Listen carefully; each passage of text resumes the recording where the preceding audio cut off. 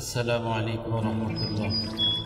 BSN YouTube চ্যানেলের পক্ষ থেকে আপনাদের সকলকে জানাই আন্তরিক মোবারকবাদ।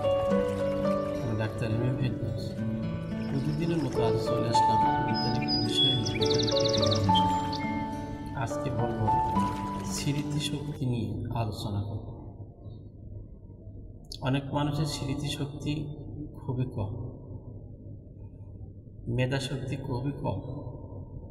সারাদিন পড়লেও 2 থেকে 3 লাইন মুখস্থ করতে পারে না, কথা স্মরণ রাখতে পারে না, টাকা পয়সা পরনের বস্ত্র রাখে এক জায়গায়, বলে আর এক জায়গার কথা।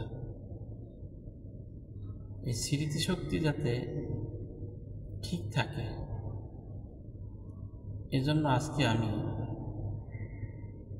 জার্মানি 2টি ওষুধ নিয়ে এসেছি, যে ওষুধ দুটি ব্যবহার করলে আপনাদের স্মৃতিশক্তি ঠিক থাকবে। যাদের স্মৃতিশক্তি দুর্বল তাদের স্মৃতিশক্তি ঠিক থাকবে। এর মধ্যে প্রথম যে ওষুধটির কথা বলবো, এই ওষুধটি তৈরি করতে 2টি ওষুধ লাগবে। যাদের স্মৃতিশক্তি কম তাদের স্মৃতিশক্তি ঠিক রাখার জন্যে, ধরে রাখার জন্যে, মেধা ঠিক রাখার জন্যে, মেধাকে বৃদ্ধি করার জন্যে আজকে আপনাদের মাঝে 2টি ওষুধ নিয়ে এসেছি। এই 2টি ওষুধ ঠিকভাবে যদি আপনারা সেবন করেন, যাদের মেধা শক্তি কম তাদের মেধা ইনশাআল্লাহ বৃদ্ধি পাবে। তাই এই বিষয়ে যারা জানতে চান তারা আমার ভিডিওটি সম্পূর্ণ দেখুন। বন্ধুরা, স্মৃতিশক্তি অনেক মানুষেরই কম। অনেক ক্ষেত্রে দেখা যায় স্মৃতিশক্তি এত কম যে 1000 বার পড়াশোনা করাইলেও মনে রাখতে পারে না। তো স্মৃতিশক্তি কম থাকার যে কারণ, সে কারণটা কী, এই কারণ নিয়ে একটু কথা বলা যায়। 1 নম্বরে যে কারণ সেটি হচ্ছে অনিদ্রা। যদি ঘুম ঠিকভাবে না হয় তাহলে স্মৃতিশক্তি কম হবে। ডায়াবেটিস থাকলে স্মৃতিশক্তি কম হবে। হৃদরোগ থাকলে স্মৃতিশক্তি কম হবে। উচ্চ রক্তচাপ যদি থাকে তাহলেও স্মৃতিশক্তি কম হবে। পুষ্টিকর খাবারের ঘাটতি থাকলেও স্মৃতিশক্তি কম হবে। বংশগত কারণেও স্মৃতিশক্তি কম থাকে। ইত্যাদি ইত্যাদি কারণে স্মৃতিশক্তি অনেকের কম। এখন বলবো স্মৃতিশক্তি ঠিক রাখার জন্য খাবারগুলো কী কী। 1 নম্বরে যে খাবারের কথা বলবো সেটি হচ্ছে চর্বিযুক্ত মাছ। চর্বিযুক্ত মাছ যদি ঠিকভাবে খায়, মাঝে মধ্যে খায়, তাহলে অবশ্যই স্মৃতিশক্তি ঠিক থাকবে। 2 নম্বরে ব্রোকলি। 3 নম্বর হচ্ছে কুমড়ার বীজ, বিভিন্ন বীজ জাতীয় সবজি।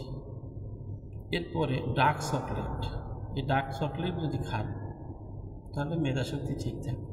বাদাম, ডিম, কমলা ইত্যাদি ইত্যাদি খাবার, এই খাবারগুলিতে স্মৃতিশক্তি ঠিক রাখে। এখন আমি আপনাদের মাঝে স্মৃতিশক্তি ঠিক রাখার জন্য যে ওষুধ নিয়ে এসেছি, মাত্র 2টি ওষুধ। একটি কম্বিনেশন ওষুধ, আরেকটি হোমিও জার্মানি বায়ো কম্বিনেশন ওষুধ। প্রথম যে ওষুধটির কথা বলবো, এই ওষুধটির নাম হচ্ছে বেকোফাব্রাম্মি। এই বেকোফাব্রাম্মি আলফা, বেকোফাব্রাম্মি এবং 2 নম্বর হচ্ছে আলফা। এই 2টি ওষুধ একত্রে মিক্স করে 30-60 ml ওষুধ নেওয়ার পরে এভাবে 10 থেকে 12টা ঝাঁকি দেবেন। তৈরি হয়ে গেল কম্বিনেশন ওষুধ। এখান থেকে 15 ফোঁটা করে 3 বার খাবার আধা ঘন্টা আগে খাবেন। কুসুম গরম পানির সাথে খাবেন। বড়রা 15 ফোঁটা, ছোটরা 7 ফোঁটা অথবা 10 ফোঁটা করে খাবেন। 3 নম্বর যে ওষুধটির কথা বলব সেটি হচ্ছে কেলিফস।